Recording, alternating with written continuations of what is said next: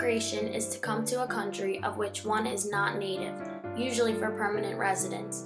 Every year, thousands and possibly millions of people migrate to the United States. 83% of all foreign-born residents arrived in the United States prior to 2005. 7 million immigrants have arrived since 2005. However, in this documentary, we will be focusing on immigration in the first half of the 20th century.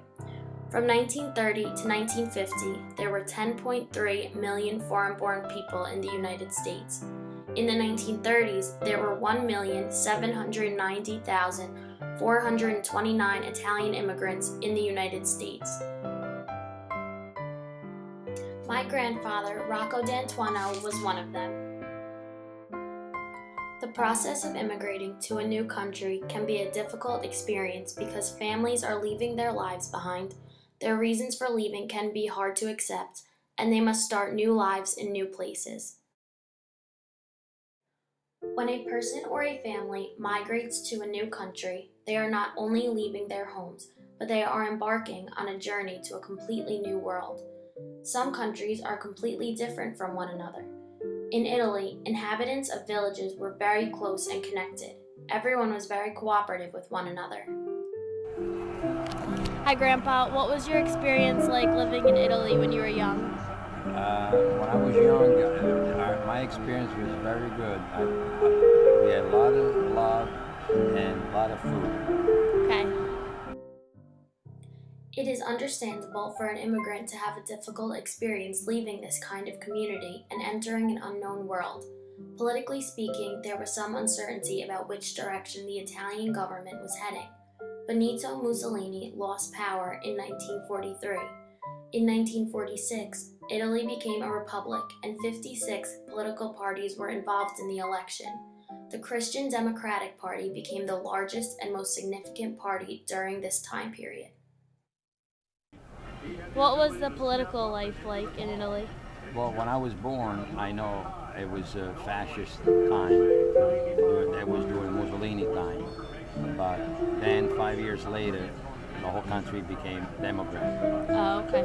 With Mussolini? Without Mussolini. Oh, okay.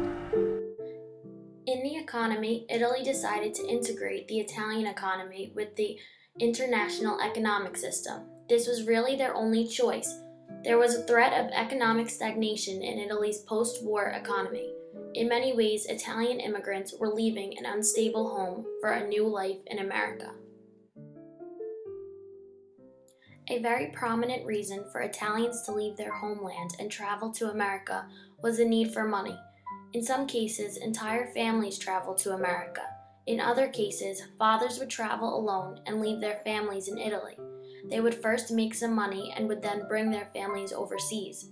There was also more opportunity in America. If a person were a farmer in Italy, they would remain a farmer the rest of their life. In America, however, there was the opportunity to move up in class and make more money than possible in Italy. Wait, what were your reasons, or what were your family's reasons for moving to America? The reason we moved to this country, the American, is because I had a brother that wanted to go to school, and my father could not afford to send him to college in the old country. So we came to this country. That was one of the reasons. Okay. During the early years of the 20th century, life in Italy was very difficult for immigrants. They worked long, hard hours for fewer wages than an American worker. However, as the decades passed, conditions became better. Italian immigrants could be found in all occupations along with other nationality immigrants. The Italians were thought of as a very hardworking and energetic people after time. Okay, so what was your whole entire family's overall reaction when they got to, or in America? Our reaction was good. Our reaction was good, and at one time we all did very well. At one time, all of us we had our own business. We worked hard. And everything was good. Okay, thank you. Many Italians all lived in the same neighborhoods and cities. They would gather together and live near one another. They could walk several blocks without hearing a word of English.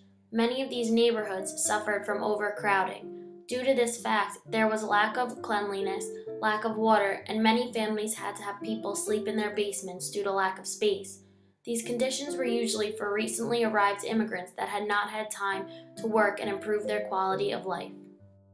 So what was your experience like when you got to America? Overall, it was good. It was very good, except when they put me in when I went to school. They put me in a class which I didn't understand the words English at the time, and it was a little embarrassed. So a year later, I became 16, and I quit school because of that. But I guess at the time, that's the way it was. Everyone quit school? Or a lot of people? In fact, in those days, most of my friends that I knew, they all quit school. For one reason or another. But my reason was because the class I was more embarrassed because I didn't know the language, and so I quit. Okay. It takes a lot of courage and strength to migrate to another country. Immigration can be a very scary and difficult experience because one must leave their life behind, they must deal with the fact that there may be a better place for one to live, and they must enter a new world and lifestyle. Although there are many struggles that Italian immigrants had to face when migrating, the majority of cases suggest that it was a good choice to travel to America, and many people found success and happiness.